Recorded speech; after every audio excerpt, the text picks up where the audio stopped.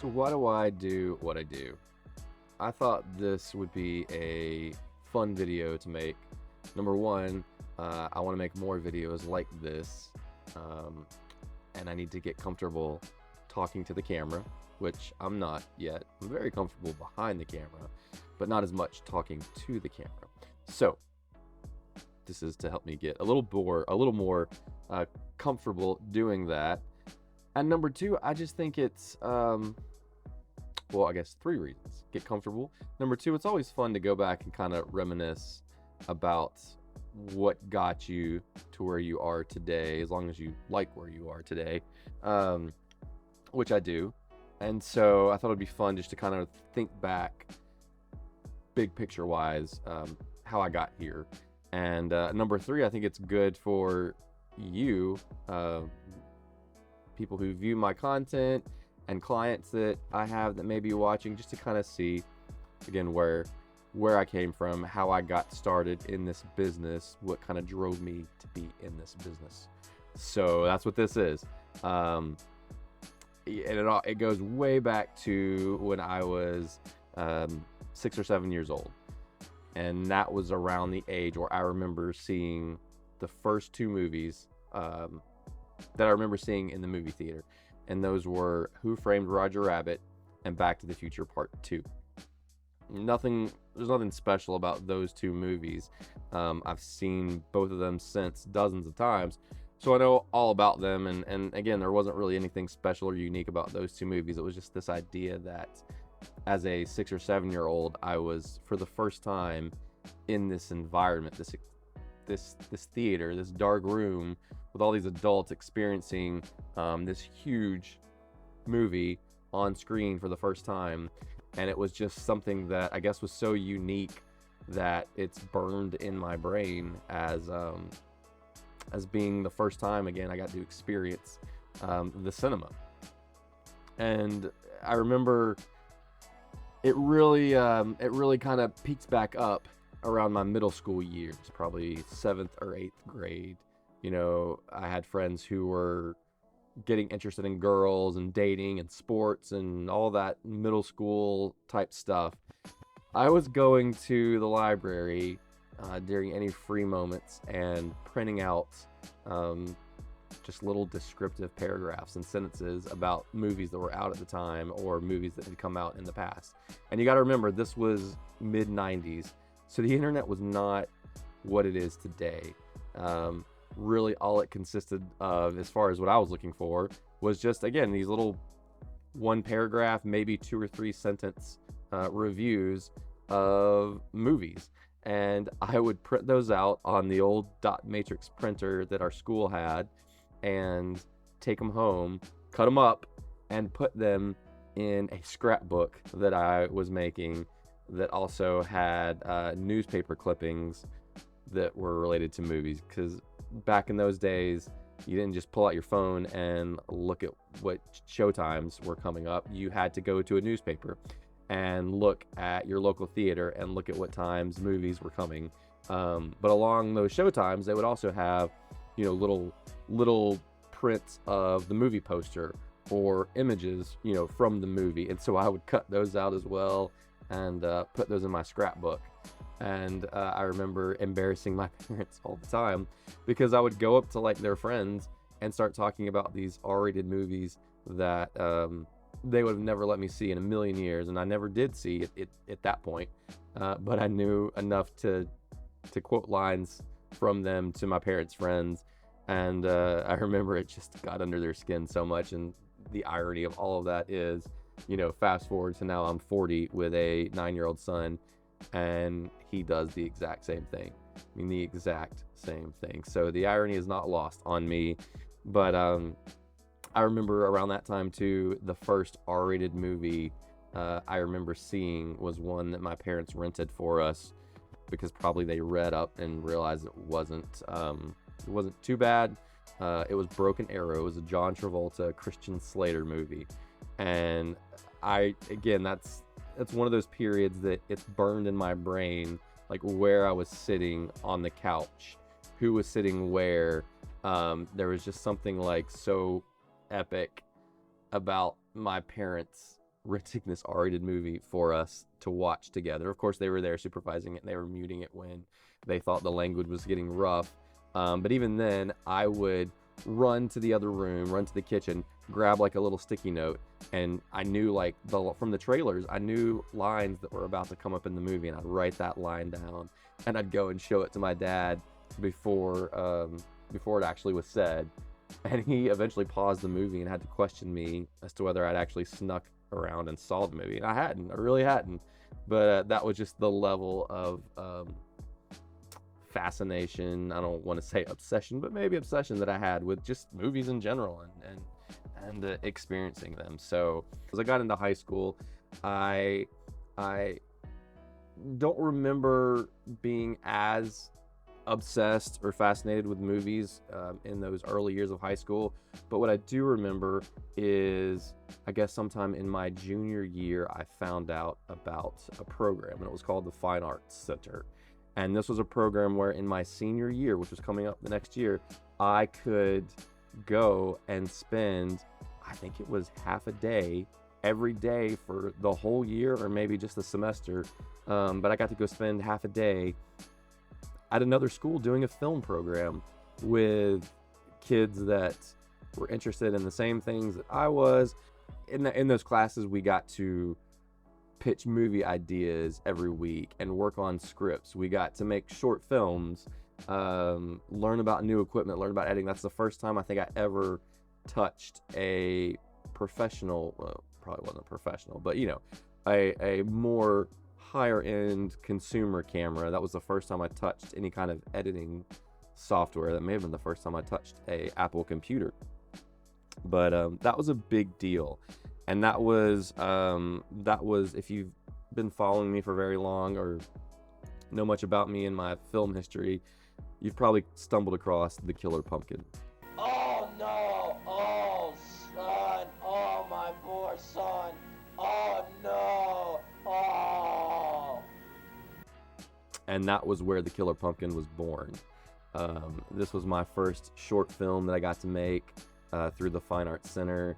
And, everything was done by me other than maybe my dad holding a camera or checking a shot from time to time when I was in the shot, because I wrote it, directed it, shot it, starred in it, did voiceovers for it, did everything for it. And I loved every minute of it. It's one of the most ridiculous, stupid things you will ever see, but it's one of the most special things to me as well, because again, it was the first time that I got to actually make something of my own, create it, put it out there, and I was so proud of that. I'm still proud of that to this day. So at the end of high school, I knew there was no question that I was destined for Hollywood. When I entered college my freshman year, I knew that years from then I would be walking across the stage in Hollywood at the Oscars, accepting an Oscar for either Best Picture and or Best Director. Like, there was just no question. That was my reality. So I entered college, and college was fun because that freshman year, my interest in film kind of peaked, I guess you would say. I started learning again. I grew up in a somewhat of a sheltered household when it came to entertainment, so I started learning about all these directors, Quentin Tarantino and Scorsese and Oliver Stone and Stanley Kubrick and David Fincher, and so many other people that I'd never heard of and never knew about their movies. Got opened up to this whole world of cinema that I was new to, and I just was fascinated, and I dove into it, and I watched all of these movies, and it was a fun time. But the side of me that was interested in making movies, that subsided just a little bit. My priorities just shifted, and I didn't really continue to imagine that future of me walking across the stage, getting an Oscar. I thought, hey, it would still be really cool, and I'd love to do it, but that's not what's really pushing me or driving me anymore. So I ended college with the thought that, I don't really care if I make a movie. I don't care if I win an Oscar. What I do care is that whatever I do for a career to earn a living, it's based in video production. I did know that, and I was still passionate enough to know that that's what my future needed to be. So I graduated college, and I was really fortunate and lucky to be able to do that. All of my jobs, all of my career was in the video production industry. Now, it wasn't necessarily, dream jobs. No, this is not happening. Hurry up in there, I'm waiting.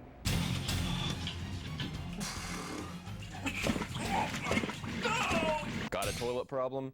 I worked for some TV stations, some cable networks, different marketing agencies, doing client work. And it was one of those things where it was just kind of, you hear people say you got to pay your dues. Well, I felt like that's what I was doing, was just paying my dues, doing videos that maybe they weren't the most exciting videos to work on, but I mean, I was doing it. I was getting to earn a living, make money, and support myself doing video production. And I don't know, I never took that for granted. I would see friends who majored in something or planned to do something career-wise, and then it just never took off, or it didn't work out the way they thought it would. And yeah, I never took for granted that I was getting to do what I always wanted to do.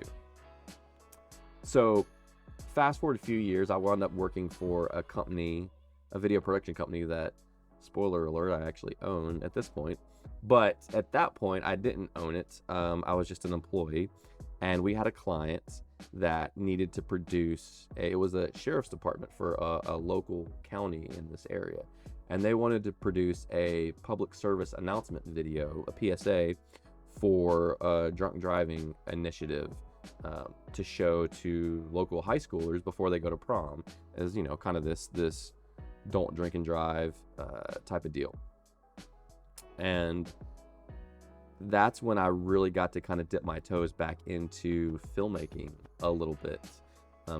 They wanted essentially a fictionalized story about the dangers and the effects of drinking and driving. And past that, I think we were granted a lot of flexibility and creativity to kind of come up with what we wanted.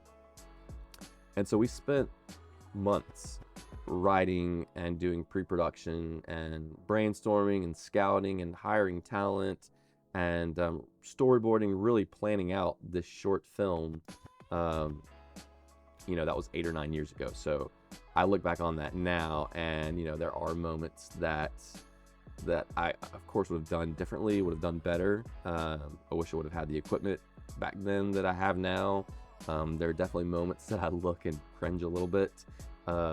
But to this day, anytime anybody asks me what my favorite project I've ever worked on for my career has been, it's always that. I don't have to think about it at all. It goes straight to that video, because that was one of the first times that I really, outside of the Killer Pumpkin, I really wrote something with the help of a team. We wrote something, and then we got to see it come to life in front of us and make this video out of it. And if that weren't enough, it was this idea that we were doing something that was impactful. It was made to make a difference, to cause people to think. Maybe it did even save some lives. Maybe kids did watch it. That's the hope, is that kids watched it and it changed their minds about what they wanted to do that night. All that to say, it was an amazing experience. And that was probably the first time in a long time that I felt that pull, that tug to get back into the narrative of filmmaking and not just work on videos that were selling a product or selling a service or talking about a business, but videos that were telling stories. That passion really started to come back to life. And so fast forward a few more years from that,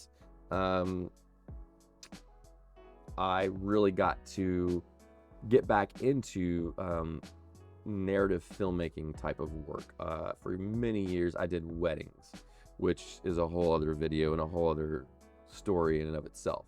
But if I pulled anything from doing weddings, it was this idea of being able to make these films. I mean, that's what these wedding videos were. They were these little short films, anywhere from 4 to 7 minutes. We were collecting all of this footage throughout the day, and then I got to go back and tell the story of the day through my footage, and then selecting music and selecting the right cuts and all of that stuff, just to make that right emotion. Everything that I did in editing was trying to bring emotion out and create emotion in the viewer. And so I really got to get a lot of experience in doing that kind of work through wedding films. And then the next iteration of that was I started doing real estate films, which I still do from time to time today. And that's just another way to be able to tell this narrative, this story. We're not really telling the story of people, we're telling the story of a house. But it's kind of cool, a lot of videos I see, kind of the standard go-to for real estate is just to show everything really wide, bright, and airy, and with poppy music, just so people can get an idea for the space. But clients I got to work with appreciated the idea of telling stories of homes and really focusing in on detail and putting epic music with them and things like that. So again, it was just another way to kind of be able to do more storytelling through videos. So keep fast forwarding. Let's come to present day, 2022. We bought that business. Me and my wife bought that business in 2020, and had the opportunity to not necessarily refocus what it was about, but try to put our own spin on the videos that we made and really turn it into a business that all of the videos that we make we try to make them story driven. Even if they're about a product or a service, there's still a story in those types of situations that you can pull out. And it's been really fun to try to do that with clients. It's been successful. So that's a way that I'm getting to kind of not necessarily make short films like that, but I'm still getting to play with the narrative storytelling process, and it's been enjoyable. But let's wrap this video up here because it's pretty long at this point. December of 2022, just a few months ago, as of recording this video, my wife and I went to go see the movie The Fabelmans, which is a movie directed by Steven Spielberg, and it's about essentially Steven Spielberg's life as a child growing up, realizing his fascination and obsession with movies and figuring out how he could make that into a career. And I walked out of that movie with almost like a gut punch, but in a positive way, about my journey in filmmaking, and just thinking, like, watching him with all that he had make these films and grow through the passion that he had, and then just thinking about where I am in life right now and the resources that I have and the equipment that I have, and the time that I can carve out for myself because I own the business. There's no excuse, there's no reason why I can't do that too. And the cool thing is that throughout these last 10-15 years, I've kept journals and digital notebooks with just little 2 to 3 sentence ideas for films, never more than like a paragraph of fleshed out ideas, but I have a bunch of them. And I don't know, seeing that movie really kind of ignited this passion to start paying more attention to those projects and those ideas. And I think if you follow along with me, you're gonna start seeing some more narrative work like that, some short films and some things coming that I'm really excited about. So that's what this video is about. Just wanted to get that off my chest, tell you all a little bit about where I came from a filmmaking video standpoint, and how I got to where I am today, and what I'm excited about that's to come. So I guess stay tuned.